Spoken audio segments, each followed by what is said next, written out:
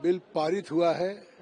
आज से देश के उन वाकिफ को जिनके मन में अपनी प्रॉपर्टी को गॉड के नाम पे वक्फ करने का काम करते थे और उसकी इनकम से गरीब को, महिलाओं को, खवातीन और पसमानदा को उसका फायदा मिले, जो अभी तक नहीं मिल रहा था। आज का दिन एक ऐतिहासिक हो गया कि अब केवल फायदा नहीं मिलेगा बल्कि उस वक्फ बोर्ड में ओबीसी के लोग, पसमानदा महिलाओं का प्रतिनिधित्व होगा। अब केवल वक्फ के और किसी गवर्नमेंट या प्राइवेट के डिस्प्यूट में उसको हाई कोर्ट, सुप्रीम कोर्ट जाने का अधिकार मिलेगा। आज जिस तरीके से पिछले वर्षों से 123 बड़ी प्रॉपर्टी जो ब्रिटिशर्स ने यहाँ एक्वायर किया था उस पे वक्फ क्लेम कर रहा था, इसी तरह से देश के और हिस्सों में था, आज उसका पटक्षेप हुआ है।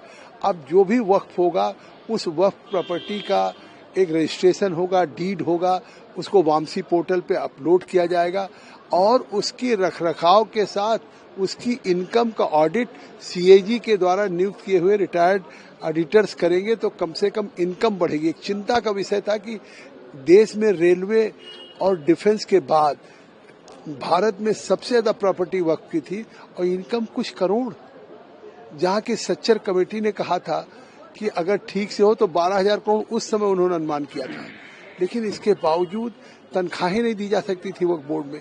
तो आज जिस तरह से सरकार ने कहा था कि हम इस वक्फ बिल को इसलिए अमेंड कर रहे हैं कि जिससे ट्रांसपेरेंट हो और लोगों का इसका फायदा मिले, गरीब को, आम मुसलमान को। जेपीसी में भी इसी तरह से मीटिंग होती थी। आज भी 12 बजे से डिबेट शुरू हुआ। आज तो पूरा देश देख रहा था, नहीं अगर जेपीसी की तरह से मीटिंग होती तो चाहे 2:30 बजे रात तक हुआ, कहते हमें वहां नहीं बोलने दिया गया। क्योंकि जिस तरह से वो आज इस वक्फ बिल को लेकर के जब गृह मंत्री अमित शाह जी ने कह दिया कि हम न मुतवल्ली में दखल करेंगे, न वक्फ की प्रॉपर्टी में दखल करेंगे, न वाकिफ में दखल करेंगे, केवल वक्फ की रखरखाव के लिए बेहतर एडमिनिस्ट्रेशन हो, उसकी इनकम हो, उसका फायदा गरीबों को मिले, वो है। इस स्पष्टीकरण के बाद भारत के गृह मंत्री अमित शाह जी के कहने के बाद भी वही राग अलाप रहे थे कि हम पे बुलडोज किया जा रहा है या ये है। जब कह दिया उन्होंने, कितने हमने फैसले सुनाए कि सुप्रीम कोर्ट, हाई कोर्ट में समय समय पे ये तय हुआ है कि कोई भी वक्फ बोर्ड ये रिलीजियस बॉडी नहीं है, स्टैच्यूटरी बॉडी है। रिलीजियस बॉडी होती तो शायद दखल नहीं होता, ये तो केवल रखरखाव की बॉडी। अब मुझे तो इतनी प्रसन्नता है कि जिस समय मुझे ये जिम्मेदारी मिली और जिस तरह से all India Muslim personal law board हो, ओवैसी हो, कांग्रेस हो, सपा हो, जिस तरह से इसमें गुमराह कर रहे थे, लगातार झूठ बोल रहे थे, मुझे लगता था एक चुनौती है।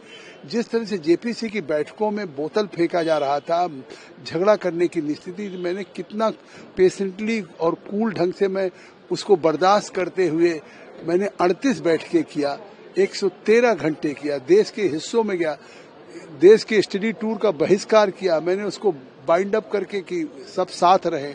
मैंने फिर से उसको टूर को हमने समाप्त करके दोबारा सबको लेके गए। तो मेरी मंशा थी कि हम जब सरकार चाहती कि इसमें ज्वाइंट पार्लियामेंट्री कमेटी में सभी स्टेक होल्डर्स के साथ, सभी पार्टी के सांसदों के साथ एक आए। मुझे इस बात की खुशी है कि हमने जितने अमेंडमेंट्स किए और जो रिकमेंडेशंस रिपोर्ट में दिया, सरकार ने पूरा उसको स्वीकार किया।